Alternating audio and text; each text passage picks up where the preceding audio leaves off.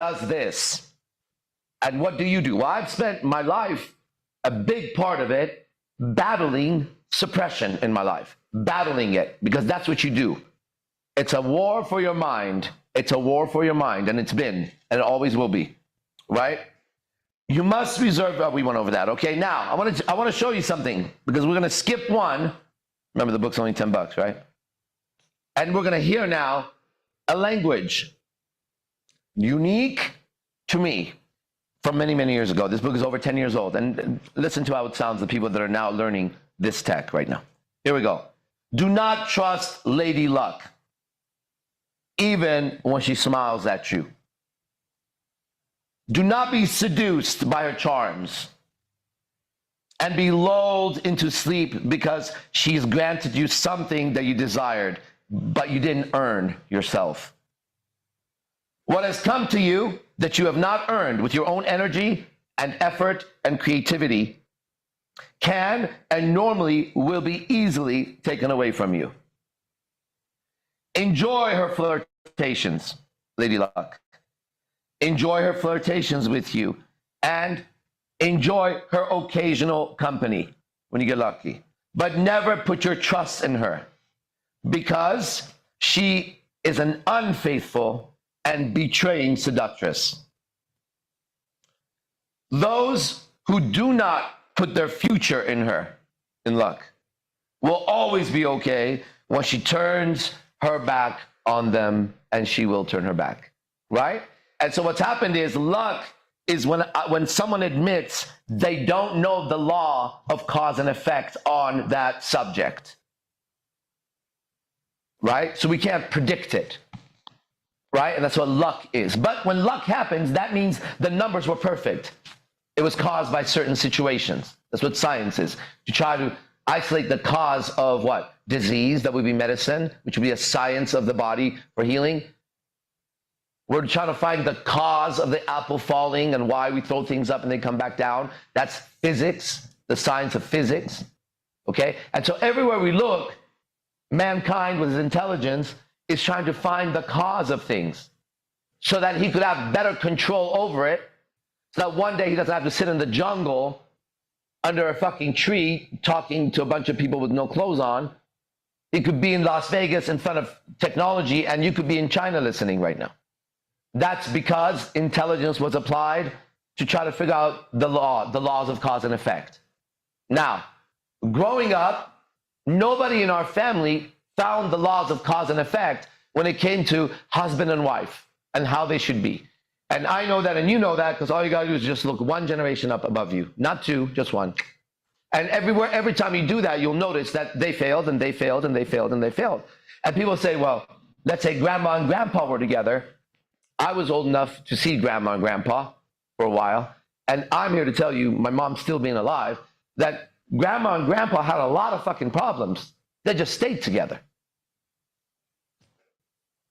Grandma was miserable, grandpa was fucking miserable. Then goes into mom and dad. Mom is miserable, dad is miserable. Now, if you ask any of these people, no one is going to admit they're miserable. Right? No one's going to admit they're miserable. No, we're doing great. And then they'll get into a whole fight over it. Okay? But you don't need to ask them. You need to observe them. Right? You observe them. You don't ask them. You observe them. Then you ask a question about what you observed. So it's not, are you happy? It's more like, how come you and your wife are not talking for days on end? That's a question I have. Why does the house seem cold inside? Why does it seem like when the kids are around, it's a little warmer, and if family comes around, a family party, it's warm, but when they leave, it's super cold? These are questions that I can ask to find out if it's such a great marriage and everybody's so fucking happy. Then I need to understand why the room turns chilly a lot of times and only turns warm when there's other people here. What's going on? So questions are asked of your observations. You don't ask a question that you could easily, so let's put it like this, okay? I'm not gonna ask you, are you fat or are you skinny? Okay, I can say to you, why are you overweight? And you go, I'm not overweight. It's like a opinion question versus like a factual right? One is like a subjective, whatever. It's hard to, I'm trying to put it into words. But your relationship is like a subjective answer. Yeah, how's your life? Good. Why how's are your job? Good. Yeah, why are you not talking to each other? Is like, it's evident. We're looking for evidence. That's what it is. We're looking for evidence, right? Bring the PhD guy in. We need evidence, everybody. And so we're about to go to the next class. The next class is called the Players Club. That's just for men, okay? We have evidence on evidence on evidence of our own lives and other people's lives that the laws of cause and effect when it comes to man and woman and how they need to relate to each other to be happy in this lifetime, both of them, we have the cause and effect because we put it into action and it works. We have the cause and effect of if I'm a stranger and she's a stranger, ready? What things can I cause myself that will equal from strangers to friends to lovers? And I can show you the formula, and you're going to practice it like anything else. And when you do it, you have the results. And anytime you doubt it, you look at my life, and I'll be doing the same formula, and you'll see it. We have the cause and effect. We're not some weird self-help movement that copies another self-help movement that copies another self-help movement, right? I would like to see them try to copy me, right? Now we're on the stage. Now we're on the world stage. I would like to see them try to copy me. And if you want some fun, while you're here, because I'm about to end this class and go to the next one, you could Google Arash D. Bazaar, and that's fine. That's been available for a long time. But the other day, my girlfriend was doing some stuff on ChatGPT, it's the AI app. And then I said, why don't you ask ChatGPT, who is Arash Zafar D. Bazaar and what is IMC Nation? And let me tell you, you should try that. Okay? And that's fucking cool. And I'll tell you why.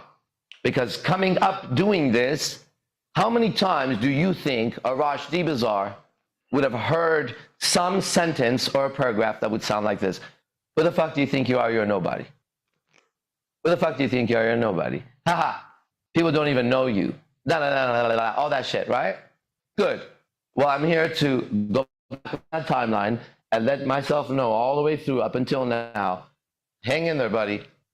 Okay? Because they know you even if they don't try to know you. Now, the reason why they know me is because I'm famous. I'm famous because I'm on ChatGPT, and you could Google me and go around and find out, okay? I'm famous, and I'm wealthy. I make enough money to support myself and my family and friends. I'm famous, and I'm wealthy for one reason only, for communicating my state of mind to the world. End of story. I have nothing else going on. Well, I have great martial arts skills and I got great hypnosis skills, but that's not why I'm famous. I didn't get famous in martial arts. I didn't get famous in hypnosis. I didn't get famous in pickup. I'm not known for that. I'm known for the guy who sit here in front of any camera and speak. And when he does, nobody can do what he can do. And when you enter his life, I'm also famous for this. I have more beautiful women than any man on the planet in a real relationship that any man wishes they could have. And I'm 100% honest about it, okay? I'm famous for the two things that if I arrived as an alien on Earth and I found out mankind's experience, I wouldn't want to be famous for being a movie star or a basketball player or anything else. When I found out there was one book on one bookshelf, no other books on there, and the man was famous for his mind and his life, and he became a celebrity, and the product was, if you watch basketball, you may get fat